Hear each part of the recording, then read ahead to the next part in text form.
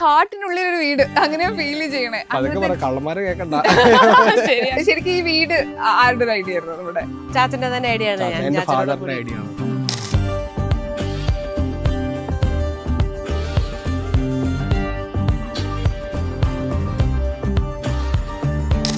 ചാച്ചൻ ഉണ്ടാക്കിയ വീടാണ്. എത്ര വർഷം മുമ്പ്? 20 വർഷമായി. ഏകദേശം 20 വർഷത്തിന് അടുത്തായി ഈ വീട് ഉണ്ടാക്കിയിട്ട്. പക്ഷെ പുതിയ വീട് പോലെ എനിക്ക് ഫീൽ ചെയ്യുന്നത്.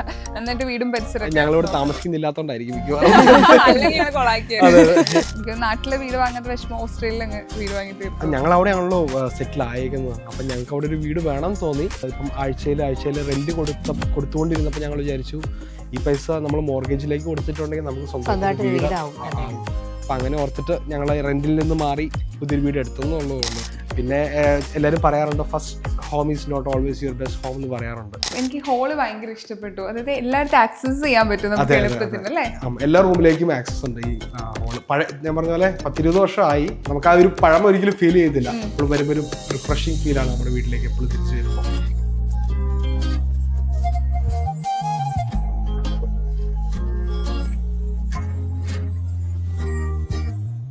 അവിടെ പിന്നെ നമുക്കൊരു ലിമിറ്റേഷൻ ഉണ്ട്. നമുക്ക് വീടുകളൊക്കെ എങ്ങനെ വേണമെന്ന് പറഞ്ഞാലും അവിടുത്തെ ഒരു ഗൈഡ് ലൈൻസും പോളിസീസും വെച്ചിട്ടുള്ള ക്രൈറ്റീരിയ വെച്ചിട്ടുള്ള വീടുകൾ നമുക്ക് പണിയാൻ പറ്റുന്നുള്ളൂ. അപ്പോൾ ഒരു ഏരിയയിൽ ആ ഒരു പ്ലാനിലുള്ള വീടുകൾ മാത്രമേ അവർ അപ്രൂവ് ചെയ്യത്തുള്ളൂ. ഇവിടെ ചെറിയൊരു റിനോവേഷൻ നടത്തിയായിരുന്നു ഒരു 5-6 വർഷം മുന്നേ. എന്റെ കല്യാണത്തിന്റെ ഭാഗമായിട്ട് വീട് പണിയൊക്കെ അടിപൊളിയായിട്ട്. ഈ കുരിപ്പിനെ ഇവിടുന്ന് ഇതുണ്ടോ, ഇവിടുന്ന് മാറത്തില്ല കേട്ടോ. കൈ ഇടാൻ പറ്റുന്ന എല്ലാ സ്ഥലത്തും അവൻ അതെ അപ്പ അങ്ങോട്ട് നോക്കി. അവിടെ ഇപ്പൊ പിള്ളേരുള്ളതുകൊണ്ട് ഞങ്ങൾ അലങ്കരിക്കാറില്ല. ഞങ്ങള് വീട് നന്നായിട്ട് പ്രസന്റബിൾ ആക്കാൻ ശ്രമിച്ചായിരുന്നു. പിള്ളേരൊക്കെ ഉണ്ടെങ്കിൽ നമ്മളത് അവരുടെ പാത്രങ്ങൾ വിട്ടുകൊടുക്കുക. ഇപ്പൊ ഭിത്തിയൊക്കെ വരയ്ക്കാനായിട്ട് വിട്ടുകൊടുക്കുക.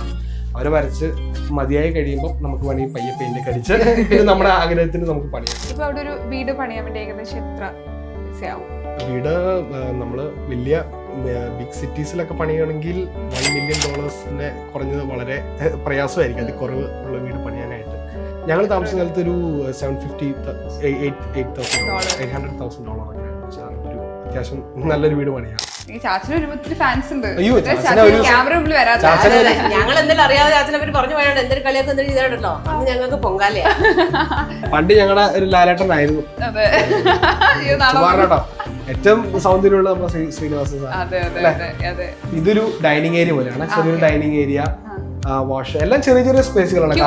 ഞങ്ങളെല്ലാവരും ചെറുതായിരുന്നു. ഞങ്ങൾ വലുതായപ്പോ ഞങ്ങൾ വീട്ടിൽ നിന്ന് ഇറങ്ങിപ്പോയി. അല്ലല്ല, ഒരുത്തിനെ ഇവിടെ നിർത്താൻ ഉദ്ദേശിച്ചിട്ടില്ലായിരുന്നു. അതാണ് 3 പേരെ 3 വിട്ട്. അതെയോ? ഞാനൊരു ബെഡ്റൂം അഡീഷണൽ ആഡ് ചെയ്തെടുത്തതിന് എന്റെ വീട്ടില് അതിന് തന്നെ എനിക്കൊരു $25,000 ആയി. ഈവൻ ഞങ്ങളുടെ ഒരു വർക്ക് ഏരിയ ഉണ്ട്. ആ വർക്ക് ഏരിയയിൽ ഞങ്ങളൊരു സിങ്ക് വെച്ചാലോ എന്ന് ആലോചിച്ചതാണ്. പക്ഷെ ആ സിങ്ക് വെക്കുന്നതിന് അയാൾ ചോദിച്ചത് $15,000. ഇത്ര പൈസ ആവുമെന്ന് പറഞ്ഞാലും സംഗതി സിമ്പിളാണ്. നമ്മളെ മാതിരി ഭയങ്കര എലിവേഷനോ കാര്യങ്ങളോ അങ്ങനെയൊന്നുമില്ല. പ്ലംബിങ്ങോ കാർ മെക്കാനിക്കോ അല്ലെങ്കിൽ മറ്റേ ബ്രിക്ക് ലേ ചെയ്യുന്ന പരിപാടിയോ അതൊക്കെ ചെയ്തിട്ടുണ്ടെങ്കിൽ അവിടെ ഭയങ്കര കാശാണ്.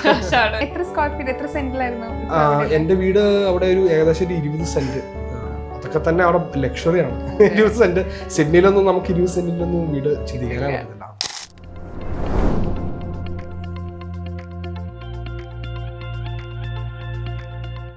Petra, India's premium steel doors. അഴകിലും ഉറപ്പിലും കാലാതീതം.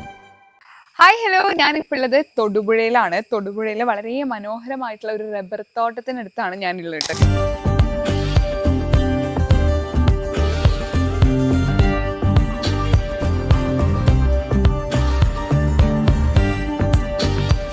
അവര് നമ്മളെ കാത്ത് നിൽക്കുന്നുണ്ട്. നമുക്ക് പോയിട്ട് സംസാരിക്കാം. ഹലോ, സുഖായിട്ടിരിക്കണോ? സുഖായിട്ടിരിക്കുന്നു. ഓസ്ട്രേലിയയിൽ നിന്ന് വന്നു. വീട് ഇന്നലെ എത്തി. ഓക്കെ, ഞാൻ വീട് നോക്കാണ്. ഇത്രയും മനോഹരമായിട്ടുള്ള വീട്, അതും തൊട്ടടുത്തൊരു വീട് പോലും ഇല്ല.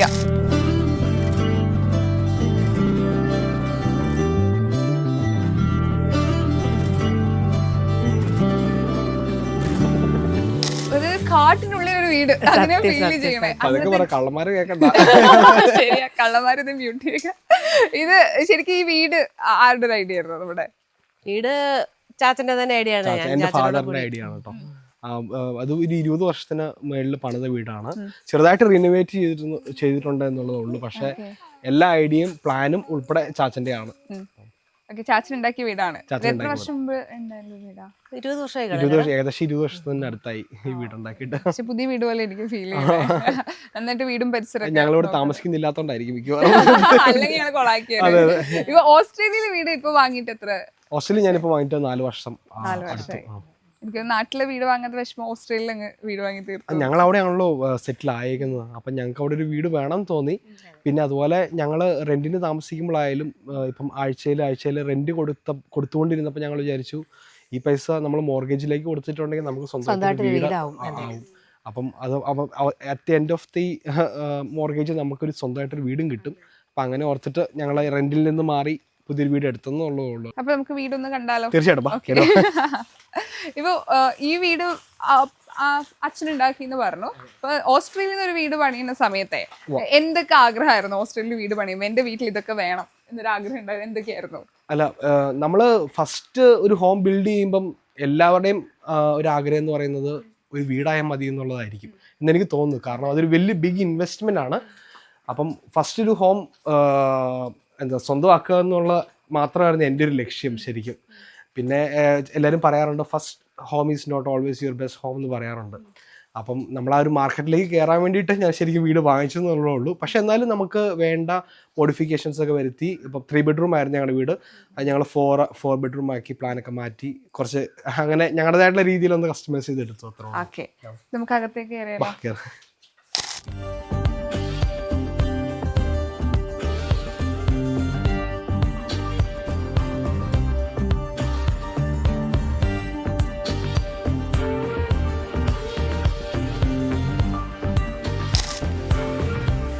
ഇതാണ് ഉൾവശം. എനിക്ക് ഹോള് ഭയങ്കര ഇഷ്ടപ്പെട്ടു. അതായത് എല്ലായിടത്തും ആക്സസ് ചെയ്യാൻ പറ്റും നമുക്ക് എളുപ്പത്തിന് അല്ലേ? എല്ലാ റൂമിലേക്കും ആക്സസ് ഉണ്ട് ഈ ഹോള്. ഞാൻ പറഞ്ഞ പോലെ 10-20 വർഷമായി എന്ന് പറഞ്ഞാലും നമുക്ക് ആ ഒരു പഴമ ഒരിക്കലും ഫീൽ ചെയ്തില്ല. എപ്പോഴും വരുമ്പോൾ ഒരു റിഫ്രഷിംഗ് ഫീൽ ആണ് നമ്മുടെ വീട്ടിലേക്ക് എപ്പോഴും തിരിച്ചു വരുമ്പോൾ. ഈ ഓസ്ട്രേലിയ വീട് ഇപ്പൊ ഇവിടുന്ന് പോയ ഒരാളാണല്ലോ, അപ്പൊ ഓസ്ട്രേലിയ വീട് വെക്കുന്ന സമയത്ത് ഹോൾ ഇങ്ങനെ വേണം. അപ്പൊ അവിടെ പിന്നെ നമുക്കൊരു ലിമിറ്റേഷൻ ഉണ്ട്. നമുക്ക് വീടുകളൊക്കെ എങ്ങനെ വേണമെന്ന് പറഞ്ഞാലും അവിടുത്തെ ഒരു ഗൈഡ് ലൈൻസും പോളിസീസും വെച്ചിട്ടുള്ള ക്രൈറ്റീരിയ വെച്ചിട്ടുള്ള വീടുകൾ നമുക്ക് പണിയാൻ പറ്റത്തുള്ളൂ. ഒരു ഏരിയയിൽ ആ ഒരു പ്ലാനിലുള്ള വീടുകൾ മാത്രമേ അവർ അപ്രൂവ് ചെയ്യത്തുള്ളൂ. ഇത്ര സ്ക്വയർ ഫീറ്റിൽ മാത്രമേ സ്ക്വയർ ഫീറ്റിന്റെ എല്ലാ പ്ലാനുകൾ ഉണ്ടാവും. അവരെല്ലാത്തിനും ഇപ്പം മറ്റേ ഭൂമി കുലുക്കം അങ്ങനത്തെ ഡിസാസ്റ്ററിനെയൊക്കെ മുന്നിൽ കണ്ടുകൊണ്ടാണ് അവര് വീടുകൾ ഉണ്ടാക്കുന്നത്. അങ്ങനെയുള്ള പ്ലാനുകളാണ് അവർ നമുക്ക് കൗൺസിലുകാര് അപ്രൂവലിനായിട്ട് നമുക്ക് തരത്തുള്ളൂ. മീൻസ് നമുക്ക് അങ്ങനത്തെ പ്ലാനിൽ പണിതാലാണ് അവിടെ താമസിക്കാൻ പറ്റത്തുള്ളൂ. ഇത്ര ബെഡ്റൂം, ഇത്ര ഹോള് നിർബന്ധമുണ്ട്. അതെ, അതിന്റെ ബേസ് ഇങ്ങനെ ആയിരിക്കണം, ഇത്ര ഹൈറ്റേ പാടുള്ളൂ, പിന്നെ ഒരു ഏരിയയിൽ ഇത്രയും വീടിന് ഇത്ര സൈസ് പാടുള്ളൂ, അങ്ങനെയൊക്കെ കുറെ കാര്യങ്ങളുണ്ടാവും. പിന്നെ സോയിലൊക്കെ അവർ നന്നായിട്ട് ടെസ്റ്റ് ചെയ്യും. അതിനനുസരിച്ചുള്ള പ്ലാൻ ആയിരിക്കും നമ്മുടെ വീടിന്. ഈ പ്ലാൻ മുഴുവൻ അച്ഛൻ്റെ അല്ല, ഇത് ചാച്ചന്റെ ഫാദറിന്റെ പ്ലാനാണ്. രസമായിട്ട് ചെയ്തിട്ടുണ്ട്. ഒരു ചെറിയൊരു റിനോവേഷൻ നടത്തിയായിരുന്നു 5-6 വർഷം മുന്നേ. എന്റെ കല്യാണത്തിന്റെ ഭാഗമായിട്ട് കല്യാണം വെക്കാൻ പറ്റിയില്ലല്ലോ. വീട് പണി ഞങ്ങൾ വീട് പണിയൊക്കെ അടിപൊളിയായിട്ട് കഴിഞ്ഞു ചെയ്തു. ഓക്കെ, നമുക്ക് അടുത്ത മുറിയിലേക്ക് പോവാം.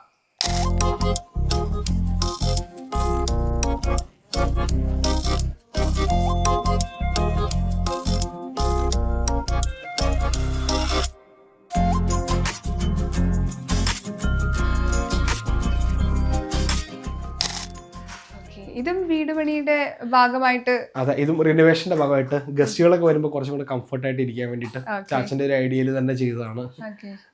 നല്ല ഒരു AC ഒക്കെ വെച്ചിട്ട് പഴയ വീടിന് ഒരു സിറ്റ് ഔട്ട് ഉണ്ടായിരുന്നു ശരിക്കും. നമ്മുടെ ഈ പഴയ വീടുകൾക്കുള്ള ചാര് ബെഞ്ച് എന്നൊക്കെ പറയുന്നത്, ചാരുകസേരയൊക്കെ ഉണ്ടായിരുന്നു. അപ്പൊ അതൊക്കെ പൊളിച്ച് നമ്മൾ വീടിന്റെ അകത്തേക്ക് ആക്കി. കാരണം മഴയും കാറ്റൊക്കെ വരുമ്പോൾ പുറത്ത് സിറ്റ് ഔട്ട് ഇരുന്ന് സംസാരിക്കാൻ ബുദ്ധിമുട്ടായതുകൊണ്ട് അകത്തേക്ക് ഒരു ഗസ്റ്റ് റൂം വേണം എന്നുള്ള രീതിയിൽ ചെയ്ത ഒരു ഐഡിയ ആണ്. എല്ലാവരുടെ ഫോട്ടോ ഉണ്ട്. ചാച്ചൻ, അമ്മ, ഇതാണ് ഞങ്ങൾ 3 ആൺകുട്ടികൾ.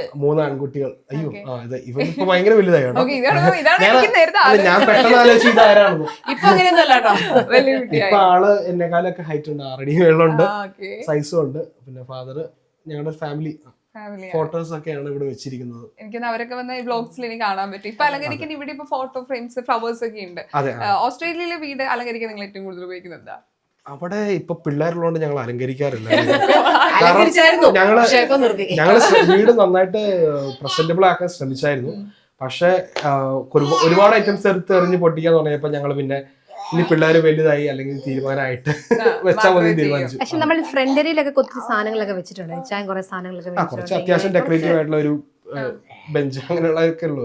പക്ഷെ പുള്ളിക്കാരിക്ക് എല്ലാ കയ്യിലും എത്തും. അതുകൊണ്ട് നമുക്കൊന്നും ഇവിടെ പിന്നെ പിള്ളേരുണ്ടെങ്കിൽ ഒന്നും നടക്കില്ലെന്നേ. പിള്ളേരൊക്കെ ഉണ്ടെങ്കിൽ നമ്മളത് അവരുടെ പാകത്തിന് വിട്ടുകൊടുക്കുക. ഇപ്പൊ ഭിത്തിയൊക്കെ വരയ്ക്കാനായിട്ട് വിട്ടുകൊടുക്കുക. അവരെ വരച്ച് മതിയായി കഴിയുമ്പോൾ നമുക്ക് വേണമെങ്കിൽ പയ്യെ പെയിന്റ് ഒക്കെ അടിച്ച് പിന്നെ നമ്മുടെ ആഗ്രഹത്തിന് നമുക്ക് പണിയാം. ശരിക്കും പെയിന്റ് അടിയൊക്കെ ശരിക്കും പുറത്തുനിന്ന് ആൾക്കാർക്ക് ഭയങ്കരമായിട്ട് സെൽഫായിട്ടാണ് എന്നെ ചെയ്യാറ്. ഞങ്ങള് ഇതുവരെ ഞങ്ങൾ ബ്രാൻഡ് ന്യൂ ഹൗസ് ആണ്, അതുകൊണ്ട് ഞങ്ങൾക്ക് അതിന്റെ ആവശ്യം വന്നിട്ടില്ല. പിന്നെ എന്തെങ്കിലും ചെറിയ പണികളൊക്കെ ഉണ്ടെങ്കിൽ നമുക്ക് തന്നെ പച്ചപ്പ് ചെയ്യാൻ പറ്റുന്നതാണ്. ഇപ്പം വീട് പണി ചെയ്യുന്ന സമയത്ത് ഇപ്പൊ ഇവിടുത്തെ മെറ്റീരിയൽ പോലെയല്ലോ അവിടെ ഒരു വീട് പണി ചെയ്യുമ്പോൾ എന്തൊക്കെ മെറ്റീരിയൽസിൽ എന്തൊക്കെ ഡിഫറൻസ് വരാ? അവിടെ നമ്മൾ ഈ നേരത്തെ പറഞ്ഞ പോലെ തന്നെ അവിടുത്തെ കാലാവസ്ഥയ്ക്ക് അനുയോജ്യമായ മെറ്റീരിയൽസ് ആണ് അവർ യൂസ് ചെയ്യുന്നത്. പറഞ്ഞ ജിബ്രോക്കാണ് അവിടെ കൂടുതൽ ഞാൻ കണ്ടിരിക്കുന്നത്. കല്ല് വീടുകളും ബ്രിക്ക് വീടുകളും വളരെ കുറവാണ് ശരിക്കും. പിന്നെ ജിബ്രോക്ക് ഇട്ടിട്ട് അതിന്റെ പുറത്തെ ലെയർ മാത്രം അവർ ബ്രിക്ക് ചെയ്യും, അകത്ത് ജിബ്രോക്ക് തന്നെയായിരിക്കും.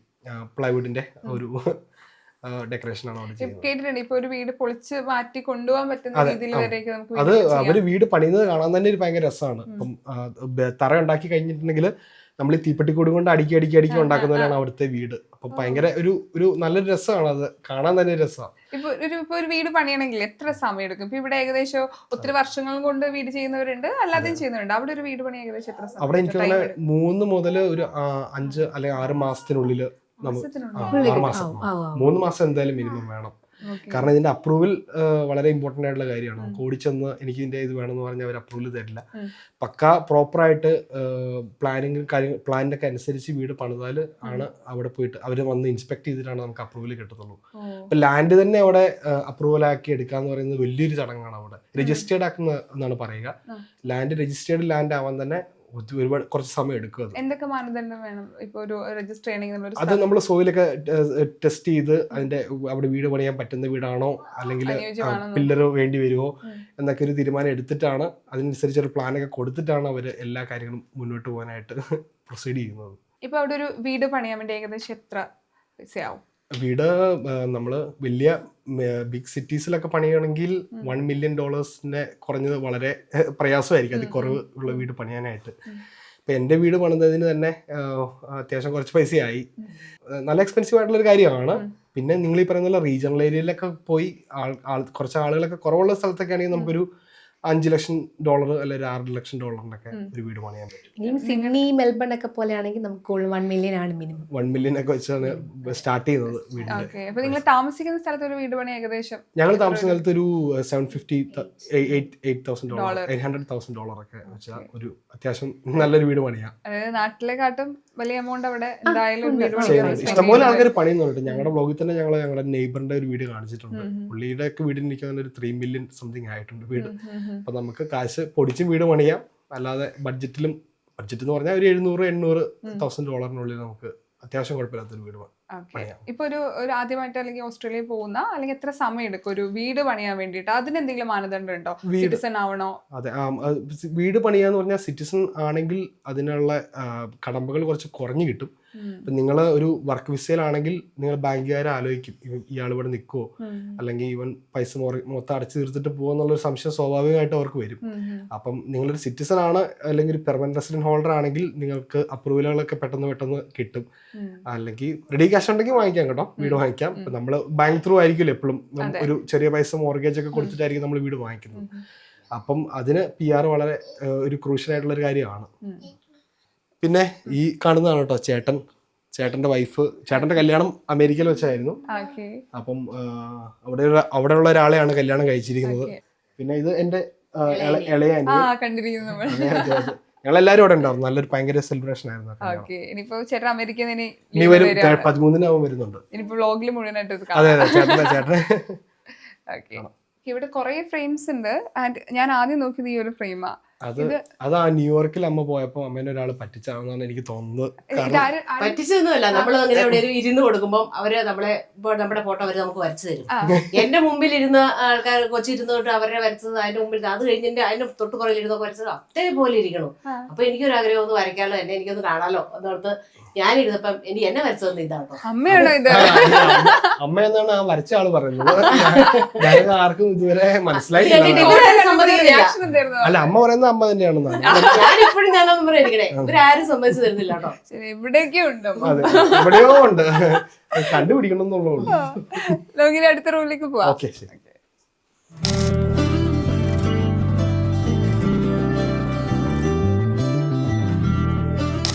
ഇതാണ് നമ്മുടെ കിച്ചൺ ഏരിയ. നമ്മുടെ വീടൊക്കെ കണ്ടു, വീട് ഉണ്ടാക്കിയ ആളെ നമ്മൾ കണ്ടിട്ടില്ല ഇവിടെ ഇല്ലേ? ഉണ്ട്. ചാച്ചാ ബാ. ഞാൻ അങ്ങനെ ചുമ്മാ ഇരിക്കുകയായിരുന്നു. ചാച്ചനാണ് വീടിന്റെ മുഴുവൻ പ്ലാനൊക്കെ ചെയ്തു ഏകദേശം കൊടുത്തത്. നല്ല വീടാണ് കേട്ടോ. എത്ര വീട് ഉണ്ടാക്കിയിട്ടുണ്ട്? ഒത്തിരി വീട് അല്ലെ പ്ലാൻ കുറച്ച് ഇടയ്ക്ക് വീട് പണി ഉണ്ടായിരുന്നു, കോൺട്രാക്ട് എടുത്ത് ചെയ്യുമായിരുന്നു. 10-30 വീട് അടുത്ത് ചെയ്തിട്ടുണ്ട്. ചാച്ചന് ഒരു ഒത്തിരി ഫാൻസ് ഉണ്ട്. അയ്യോ, ക്യാമറ മുമ്പിൽ വരാത്ത ഞങ്ങൾ എന്തെങ്കിലും അറിയാതെ ചാച്ചനെ പറ്റി പറഞ്ഞു പോയാണ്ട് എന്തൊരു കളിയൊക്കെ എന്തെങ്കിലും ചെയ്തിട്ടുണ്ടല്ലോ, അന്ന് ഞങ്ങൾക്ക് പൊങ്കാലയാ. ചാച്ചൻ ഫാൻസ്. ചാച്ചന്റെ പഴയ ഫോട്ടോ ഒക്കെ കണ്ടിട്ടുള്ള ലാലേട്ടൻ. ഇപ്പൊ പറഞ്ഞത് ആരെ പോലെ ഉണ്ടായിരുന്നു? അല്ല, ഇപ്പൊ ഞങ്ങള് പറയാം ശ്രീനിവാസൻ സാറിനെ പോലെ ഇരിക്കുന്നത്. പണ്ട് ഞങ്ങളുടെ ഒരു ലാലേട്ടനായിരുന്നു. അതെ, കേട്ടോ. ഏറ്റവും സൗന്ദര്യമുള്ള നമ്മുടെ ശ്രീനിവാസൻ സാർ. അതെ അതെ അതെ അതെ, തീർച്ചയായിട്ടും. ഓക്കെ, നമുക്ക് കിച്ചൺ കണ്ടാലോ? ചാച്ചനും കൂടെ പോയോ?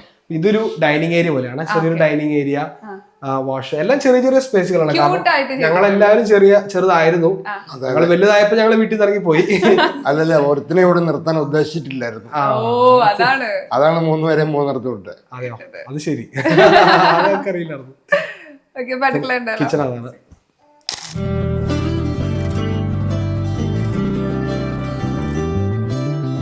അന്നത്തെ കാലത്ത് പണിതാണ്, പക്ഷെ എന്നാലും നമ്മൾ വേറെ മോഡിഫിക്കേഷൻസ് ഒന്നും ഇവിടെ വരുത്തിയിട്ടില്ല. അതുപോലെ തന്നെ പഴയ പോലെ തന്നെ വൃത്തിയായിട്ട് വെടുപ്പായിട്ട് കൊണ്ടു നടക്കുന്നത്.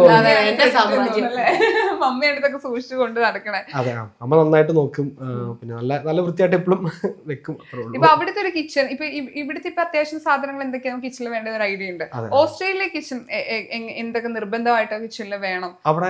അവിടെ കൂടുതലും നമ്മൾ പ്രിഫർ ചെയ്യുന്നത് ഓപ്പൺ കിച്ചൺ ആണ് ശരിക്കും. അതായത് ഡൈനിങ്ങും ലിവിങ്ങും കിച്ചണും കൂടെ എപ്പോഴും ബ്ലെൻഡ് ആയിരിക്കും. ഞങ്ങളുടെ അവിടുത്തെ വീടായാലും ലിവിങ്ങും കിച്ചണും ഒരു സ്ഥലത്താണ്. അപ്പോൾ അതിന് ഡിവിഷൻ ഒന്നുമില്ല. അപ്പൊ അത് അവരൊരു കൾച്ചറാണ്. അല്ലാത്തവർക്ക് വേണമെങ്കിൽ അങ്ങനെ പണിയാം. പക്ഷെ അവിടെ കൂടുതലും ഞാൻ കണ്ടിരിക്കുന്നത് നമ്മുടെ കിച്ചണും ലിവിങ് സ്പേസും, അതായത് അപ്പുറത്തെ ഈ ഭിത്തി അവരങ്ങ് ഒഴിവാക്കും.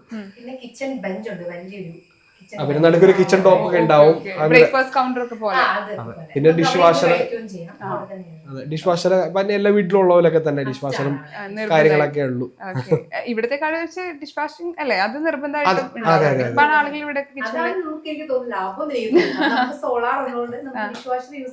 ആദ്യം ഞങ്ങൾ എപ്പോഴും പാത്രം വരച്ചരച്ച് കഴുകുക. ഡിഷ് വാഷറിൽ വെച്ച് കഴിഞ്ഞാൽ ഭയങ്കര ഇതാവണം, വൃത്തിയാവൊന്നുമില്ല. നമുക്ക് അതിനെ കുറിച്ച് ഐഡിയ ഇല്ലല്ലോ, നമ്മളൊന്നും യൂസ് ചെയ്തിട്ടില്ലായിരുന്നു. പിന്നെ നമുക്ക് ഡിഷ് വാഷർ യൂസ് ചെയ്യാൻ തുടങ്ങിയപ്പം അതാണ് ഏറ്റവും എളുപ്പം. നമ്മൾ അതിനകത്ത് വെച്ചിട്ട് പിന്നെ നമ്മൾ പോയി കിടന്ന് ഉറങ്ങുക, രാവിലെ നീക്കുമ്പോൾ നല്ല ക്ലീൻ ആയിട്ടിരിക്കും. പിന്നെ വളരെ കുറച്ച് വെള്ളം യൂസ് ചെയ്യുള്ളൂ. നമുക്ക് ടാപ്പിൽ കഴിയുമ്പോൾ നമ്മൾ വിചാരിക്കും വെള്ളം കുറച്ച് യൂസ് ചെയ്യുന്നത്, പക്ഷെ അതിന്റെ പകുതി വെള്ളമാണ് ഡിഷ് വാഷർ യൂസ് ചെയ്യുന്നത്. ഇപ്പൊ ഒരു കിച്ചണ് മാത്രമായിട്ട് ഒരു അവിടെ പണി എത്ര എമൗണ്ട് വരുമായിരിക്കും? കിച്ചൺ മാത്രമായിട്ട് എനിക്ക് ഒരു $35,000-40,000 ഒരു കിച്ചണ് മാത്രം. ഞാനൊരു ബെഡ്റൂം അഡീഷണൽ ആഡ് ചെയ്തെടുത്തതിന് എൻ്റെ വീട്ടിൽ അതിന് തന്നെ എനിക്കൊരു $25,000 ആയി, ഒരു ബെഡ്റൂം ആഡ് ചെയ്തെടുത്തതിന്. അപ്പം കിച്ചണ് സ്വാഭാവികമായിട്ടും പ്ലംബിംഗ് പരിപാടി വരും. പ്ലംബിംഗ് എന്നൊക്കെ അവിടെ തൊട്ടാ കാശാണ്. അതൊക്കെ ഭയങ്കര എക്സ്പെൻസീവ് ആയിരിക്കും. കിച്ചണിലെ റിനോവേഷനും അല്ലെങ്കിൽ ടാപ്പുള്ളിടത്തു നിന്നും നമ്മൾ റിനോവേഷൻ പിടിക്കാറില്ല. ഈവൻ ഞങ്ങളുടെ ഒരു വർക്ക് ഏരിയ ഉണ്ട്, ആ വർക്ക് ഏരിയയിൽ ഞങ്ങൾ ഒരു സിങ്ക് വെച്ചാലോ എന്ന് ആലോചിച്ചതാ. പക്ഷെ ആ സിങ്ക് വെക്കുന്നതിന് അയാൾ ചോദിച്ചത് $15,000 ഒരു ജസ്റ്റ് ഒരു സിങ്ക് വെച്ച് വെള്ളത്തിന്റെ പ്ലംബിങ്ങും പരിപാടിയും ചെയ്യുന്നതിന്. പിന്നെ ഓർത്തു അവിടെ ഉള്ള സ്ഥലത്ത് തന്നെ കഴിയേക്കാം. പ്ലംബിംഗ് പഠിച്ചാൽ അയ്യോ, ഞാനൊക്കെ ഇപ്പൊ ആഗ്രഹിക്കാം പ്ലംബിങ്ങോ കാർ മെക്കാനിക്കോ അല്ലെങ്കിൽ മറ്റേ ബ്രിക്ക് ലേ ചെയ്യുന്ന പരിപാടിയോ അതൊക്കെ ചെയ്തിട്ടുണ്ടെങ്കിൽ അവിടെ ഭയങ്കര കാശാണ്. പഠിക്കണമെന്നില്ല, ഇപ്പൊ അവിടെയൊക്കെ ചെന്നപ്പോ ഇഷ്ടമുള്ള ജോലി യൂട്യൂബിലൊക്കെ നോക്കി ചെയ്ത് പഠിക്കുകയാണ്. അങ്ങനെയുള്ള ചെയ്തിട്ടുണ്ടോ കിച്ചൺ ആവശ്യങ്ങൾക്ക് വേണ്ടി? അത്യാവശ്യം ചെറിയ റിപ്പയറിംഗ് ഒക്കെ അവരെ വിളിക്കുന്നതിന് പകരം ഞങ്ങൾ തന്നെ ചെയ്യാറുണ്ട്. പിന്നെ കൂടുതലും പരാജയപ്പെടാറാണ് പതിവ്. പിന്നെ സ്വാഭാവികമായിട്ട് അവരെ തന്നെ വിളിക്കും, അല്ലാതെ നമുക്ക് അറിയത്തില്ല. മമ്മി അവിടെ പോയിട്ട് ഏറ്റവും കൂടുതൽ സ്പെൻഡ് ചെയ്ത കിച്ചണിലായിരിക്കുമല്ലോ നല്ല ഫുഡുകൾ ഉണ്ടാക്കിയിട്ട്. അമ്മയുടെ ഒരു തട്ടകമായിരുന്നു അത്. കിച്ചൺ കിച്ചൺ എന്ന് പറയുന്നത്. ഇപ്പൊ അവിടുത്തെ ഇവിടുത്തെ കാട്ടി നല്ല ഫ്രഷ് ഫ്രൂട്ട്സുകൾ, പച്ചക്കറികൾ സ്വന്തമായിട്ട് പോയിട്ട് വാങ്ങാൻ പറഞ്ഞു. ഫ്രൂട്ട്സ് നല്ല ഇവിടുത്തെക്കാളും നല്ല വെറൈറ്റി നല്ല ഫ്രൂട്ട്സ് ആണ്. നമുക്ക് എന്തോരം കഴിച്ചാലും മതി വരാതില്ല. പച്ചക്കറികൾ എന്ന് പറഞ്ഞു കഴിയുമ്പോൾ നമ്മുടെ ഇവിടുത്തേന് വേറെ ഒരു ടേസ്റ്റ്. അവിടെ എന്ന് പറഞ്ഞാൽ എല്ലാത്തിനും ഒരു മധുരമാണ്. ബീട്രൂട്ടിന് ഒരു മധുരം, ക്യാരറ്റിന് എല്ലാത്തിനും ഒരു മധുരത്തോട് കൂടിയതാണ്. വേറെ കുഴപ്പമൊന്നുമില്ല, എല്ലാ പച്ചക്കറി കിട്ടും. പിന്നെ നമ്മൾ നട്ടുണ്ടാക്കും. നമ്മുടെ വീട്ടിലില്ലാത്ത പച്ചക്കറി ഒന്നും ഇല്ല. എല്ലാ പച്ചക്കറി ഉണ്ടായിരുന്നു. വെണ്ട, പയറ്, പാവയ്ക്ക, മറ്റേ എല്ലാം, മുളക്, വഴുതനങ്ങ, മത്തങ്ങ, തക്കാളി, എല്ലാം കൃഷികളെല്ലാം അടുക്കളത്തോട്ടുണ്ട് അവിടെ ഓൾറെഡി. നമുക്ക് അത്യാവശ്യം കുറച്ച് സ്ഥലമുണ്ട്. ഞങ്ങൾ ഭാഗ്യത്തിന് കുറച്ച് സ്ഥലമുള്ള വീടാണ് ഞങ്ങൾ മേടിച്ചത്. അപ്പം എല്ലാം തന്നെ നമുക്ക് ആവശ്യമായിട്ടുള്ള എല്ലാ സംഭവങ്ങളും നമ്മളവിടെ വെച്ചിട്ടുണ്ട്. എത്ര സ്ക്വയർ ഫീറ്റ്, എത്ര സെന്റിലായിരുന്നു? എന്റെ വീട് അവിടെ ഒരു ഏകദേശം ഒരു 20 സെന്റ്. അതൊക്കെ തന്നെ അവിടെ ലക്ഷറിയാണ്. 20 സെന്റ്. സിഡ്നിയിലൊന്നും നമുക്ക് 20 സെന്റിലൊന്നും വീട് ചിന്തിക്കാനേ പറ്റത്തില്ല. അവിടെയൊക്കെ 5 സെന്റ് 3 സെന്റ് ഒക്കെയാണ് അവിടുത്തെ ഒരു എസ്റ്റിമേറ്റ്. ചാച്ചൻ ഇപ്പൊ ഓൾറെഡി വീടിനെ കുറിച്ച് നല്ല ധാരണയുള്ള ഒരാളാണല്ലോ.